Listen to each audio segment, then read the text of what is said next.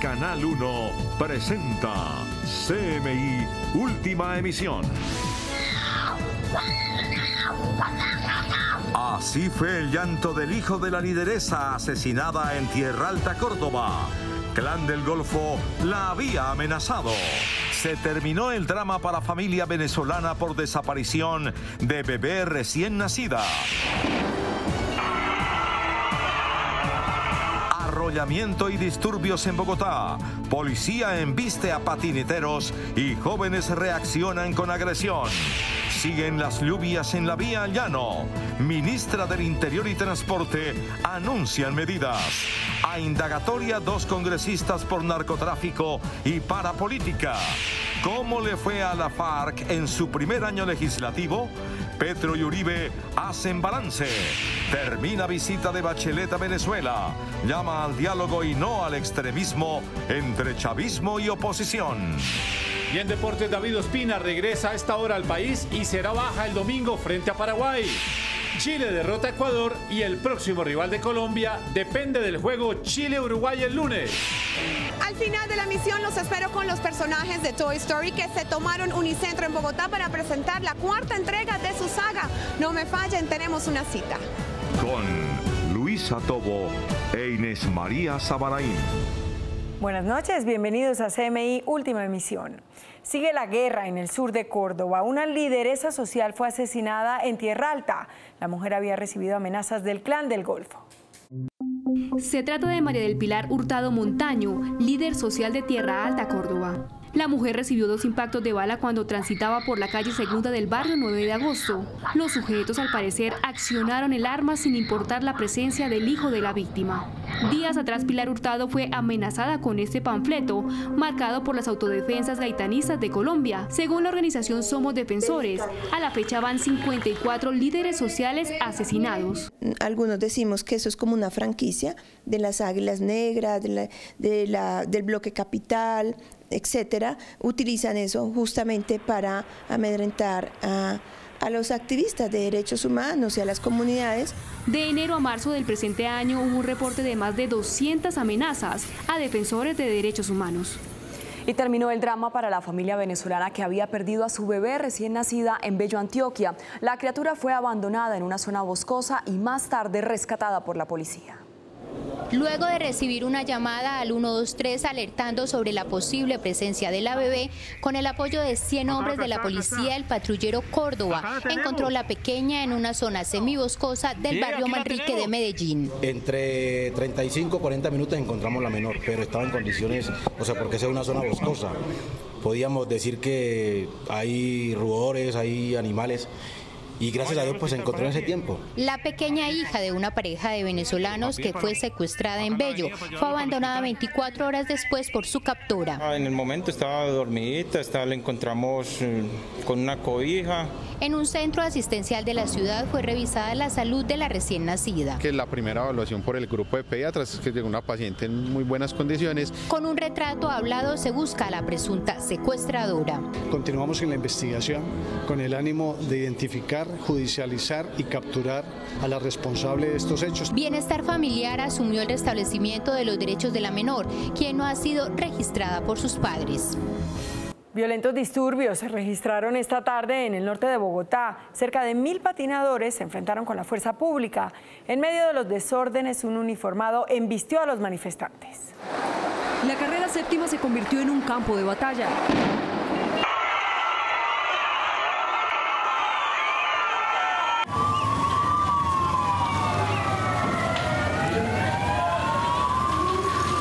Jóvenes en patinetas se enfrentaron con la policía.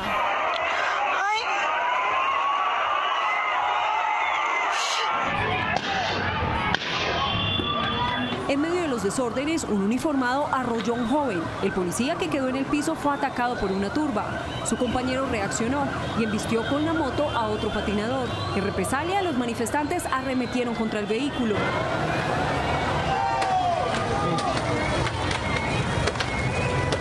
Los choques se extendieron a lo largo de la carrera séptima. En video quedó registrada la brutal agresión a una mujer por parte de uno de los policías. Fueron más de 1000 patinadores que se concentraron en el Parque Nacional con motivo del Día Mundial del Skate y bloquearon la carrera séptima, lo que obligó a la intervención de las autoridades para recuperar la movilidad.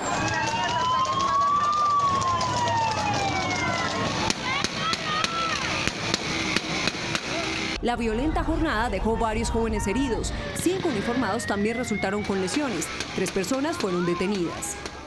Y sigue la caída de material en el kilómetro 58 en la vía al Llano. Hoy las ministras de Transporte, Ángela María Orozco, y del Interior, Nancy Patricia Gutiérrez, hicieron presencia en la zona y anunciaron medidas para enfrentar la emergencia social y económica. CMI sobrevoló hoy la montaña en el kilómetro 58, donde se han presentado constantes desprendimientos de tierra, al igual que en el kilómetro 64, que tiene paso a un solo carril. A esta crisis se sumó el represamiento del río Blanco, que baja desde el municipio de Gutiérrez, Cundinamarca, que uniéndose con el río Negro en el municipio de Guayabetal, provocó el desbordamiento del río Guayuriba, ocasionando el cierre de la vía Villavicencio a Casillas. Está generando en el río Blanco, a la altura de la vereda Río Blanco de ese municipio. Es un represamiento que se genera por un deslizamiento. Mientras esto sucedía, la ministra del Interior y la ministra de Transportes estuvieron en el kilómetro 58. En su visita escucharon algunas solicitudes del alcalde de Guayabetal, Cundinamarca, quien pide que se construya un teleférico. Donde la gente podría venirse en servicio público acá hasta Guayabetal, andar, pasar en teleférico y que el otro servicio público lo lleve hasta la ciudad de Bogotá. La ministra del Interior, Nancy Patricia Gutiérrez, afirmó que se trabaja en algunos puntos para salir de la crisis. Un subsidio para el almacenamiento de la cosecha de arroz en los próximos días, que está coordinando el Ministerio de Agricultura, y nos llevamos la petición hoy de revisar la situación de los comerciantes de los municipios que quedan sobre la vía. Por su parte, la ministra de Transporte, Ángela María Orozco, hizo un recuento de las decisiones que se han tomado y de las que están sobre la mesa. Tengan la certeza que el gobierno está de la mano y que nosotros, con el director de la ANI encargado, con el viceministro, también estamos exigiendo las obligaciones que el concesionario tiene que cumplir. Y lo que aquí queremos es que cada quien asuma la responsabilidad que a cada quien le compete. Las peticiones y las conclusiones finales se conocerían el día martes, cuando el presidente Iván Duque se reúna con todo su gabinete. En la sede de la Procuraduría se instaló la mesa de seguimiento a la situación de Hidroituango, que definirá el futuro del cuestionado proyecto. La comisión solicitó un informe sobre el estado de la represa y la montaña que permita esclarecer si se puede continuar con la construcción de la hidroeléctrica. La Corte Suprema de Justicia llamó a indagatoria a los congresistas León Freddy Muñoz y Daira Galvis. Muñoz tendrá que explicar la procedencia de 160 gramos de cocaína que fueron encontrados en su equipaje en mayo del 2018. Por su parte, Galvis responderá por presuntos nexos con paramilitares por el delito de concierto para delinquir. ¿Cómo les fue a las FARC en su primer año como partido político en el Congreso de la República? Sus congresistas dicen que fue un año agridulce. Álvaro Uribe y Gustavo Petro también opinan sobre el desempleo de los exguerrilleros que hoy comparten curules con ellos en el Senado.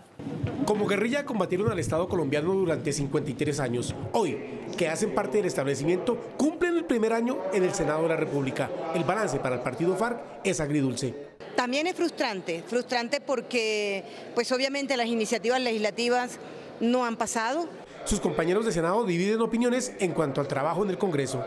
He visto mucha pasividad en esa bancada y muy limitados a comunicados. Es bastante positivo que hayan cambiado los fusiles y las bombas y la guerra por discutir aquí y debatir ampliamente. Y como partido político, el senador Petro dice que las FARC tienen dos retos hoy. Los están matando.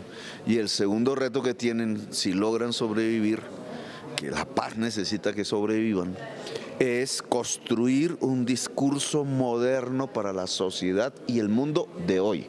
Dicen los senadores de las FARC que ocupan esas curules que lo más difícil de su primer año de Congreso es haber aguantado los insultos que llegan desde el otro extremo del salón, allá donde se sientan los congresistas del Centro Democrático.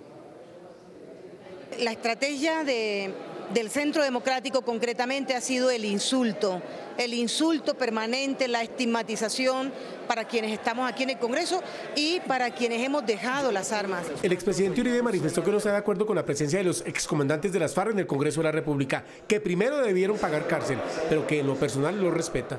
Las divergencias nuestras con el acuerdo, con lo que le acabo de decir, la separo de lo personal. Lo personal, inclusive yo he procurado tratarlos con respeto. En el Congreso de la República, como partido, la FARC presentó 25 proyectos de ley e hizo un debate de control político. Dicen sus integrantes, tanto en Senado como en Cámara de Representantes, que se van a preparar, que cada día estudian más para ser más propositivos en los 3 años que restan de este Congreso. Suiza apoyará económicamente el desminado humanitario en el marco de la implementación de los acuerdos de paz. El anuncio lo hizo el presidente Iván Duque, que continúa su gira por Europa. En Cannes, Francia, el presidente Iván Duque fue enfático al decir que hay que mirar hacia adelante, pero que hay un sentimiento de molestia porque la lucha contra los corruptos no puede parar. Y a todos los colombianos creo que eso nos molesta. Es un proyecto que duró 2 años discutiéndose en el Congreso. Es un proyecto que se radicó 1 año antes de que nosotros llegáramos a la presidencia. En ese proyecto se acumularon iniciativas del gobierno y de otros partidos en la lucha contra la corrupción. Yo creo que en este momento lo trascendental y lo verdaderamente importante es que nosotros sigamos adelante en la lucha contra la corrupción. El presidente Iván Duque también hizo un anuncio importante. Reveló que Suiza aportará millonarios ingresos para continuar con el desminado y los proyectos de reincorporación en Colombia. La idea es poder duplicar los recursos que le dieron a Colombia en los últimos 4 años. Estamos hablando de aportes que pueden superar los 7 u 8 millones de euros. Eso se tendrá que concretar también en las próximas semanas, pero vimos la voluntad que ellos tienen de que esa cooperación se incremente. Pero además en Cannes, donde se lleva a cabo uno de los festivales más importantes de la creatividad, estos 2 colombianos le ganaron a otros 106 países la tan anhelada medalla de oro. El tema es para una ONG de mujeres refugiadas de Siria e Irak, entonces la idea era generar una campaña de medios que les generara awareness y que les llevara donaciones a la fundación. En esta gira por Europa, el presidente Iván Duque anunció además que Suiza está dispuesto a otorgar becas para las personas que quieran estudiar en el exterior. El Ministerio de Hacienda instaló hoy una comisión de estudio que analiza la viabilidad de una reforma a los impuestos territoriales. Tal como lo anunció CMI desde el pasado mes de marzo, el gobierno analiza con un comité de expertos la necesidad de avanzar en una reforma a los impuestos, tasas y contribuciones de carácter departamental, distrital y municipal. Han pasado más de 30 años desde que se discutían los impuestos territoriales. Creemos que vale la pena y por eso el Congreso a bien tuvo crear una comisión que deje recomendaciones para el futuro. Esta comisión, presidida por el viceministro técnico de Hacienda, deberá entregar sus propuestas máximo en junio de 2020. Me decía el viceministro que esta está prevista para 1 año, pero vamos a ver apenas iniciemos y les contamos de qué se va a tratar. La comisión está conformada por exministros de Hacienda, expertos tributaristas, gobernadores y alcaldes. La alta comisionada de la ONU para los Derechos Humanos, Michelle Bachelet, concluyó su visita de 3 días en Venezuela con un llamado al diálogo y pidió tanto al gobierno como a la oposición no perder la oportunidad que significa el acercamiento que mantienen en Noruega. He apelado a todos los líderes políticos a que participen constructivamente con el diálogo facilitado por Noruega y con cualquier otro intento o esfuerzo para enfrentar la actual situación política en Venezuela.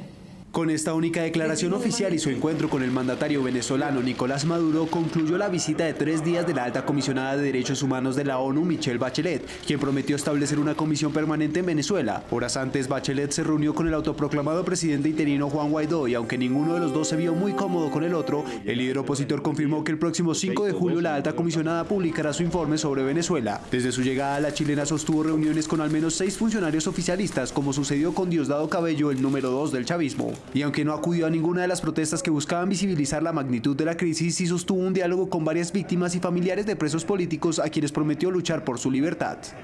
Un gigantesco incendio se desató en una refinería en Filadelfia tras la explosión de un depósito de butano.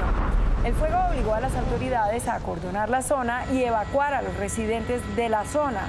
Sin embargo, el incidente no dejó víctimas. El mandatario estadounidense Donald Trump reconoció que faltaron minutos para dar la orden de bombardear a Irán como represalia al derribo de uno de sus drones, pero se arrepintió. El presidente de Estados Unidos, Donald Trump, aseguró a través de su cuenta de Twitter que canceló a último momento un ataque contra Teherán por haber derribado uno de sus drones que sobrevolaba aguas internacionales para evitar un saldo dramático de pérdidas de vidas. Estábamos en posición y listos para tomar represalias en 3 lugares diferentes, pero al preguntar cuántos morirán, la respuesta de un general fue: 150 personas, señor. 10 minutos antes del ataque lo detuve. No es proporcional a derribar un avión no tripulado. Sin embargo, el mandatario mantuvo sus amenazas contra Irán. De otro lado, un comandante iraní informó que también se abstuvieron de derribar un avión estadounidense con 35 personas a bordo y también que encontraron los restos del dron en aguas territoriales iraníes. El ataque de la Guardia Revolucionaria iraní provocó que al menos 5 grandes aerolíneas cancelaran o desviaran sus vuelos para que sus aviones no sobrevuelen el estrecho de Hormuz por miedo a una nueva agresión.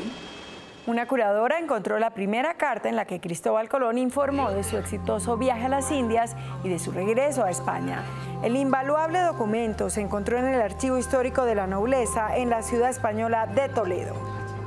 Y continúan las manifestaciones en Hong Kong. Esta vez cientos de miles de personas se concentraron en el cuartel general de la policía de la ciudad para exigir la liberación de los detenidos en el marco de las protestas contra la ley de extradición china.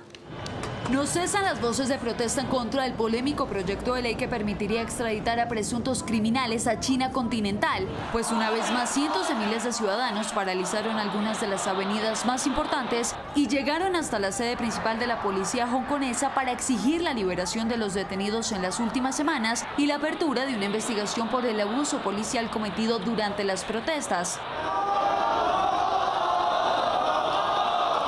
Enfurecidos, los manifestantes insisten en la dimisión de la jefe del gobierno local, Carrie Lam, luego de que ayer venciera el plazo para darle fin al polémico proyecto, por lo que ahora no se descartan nuevas concentraciones.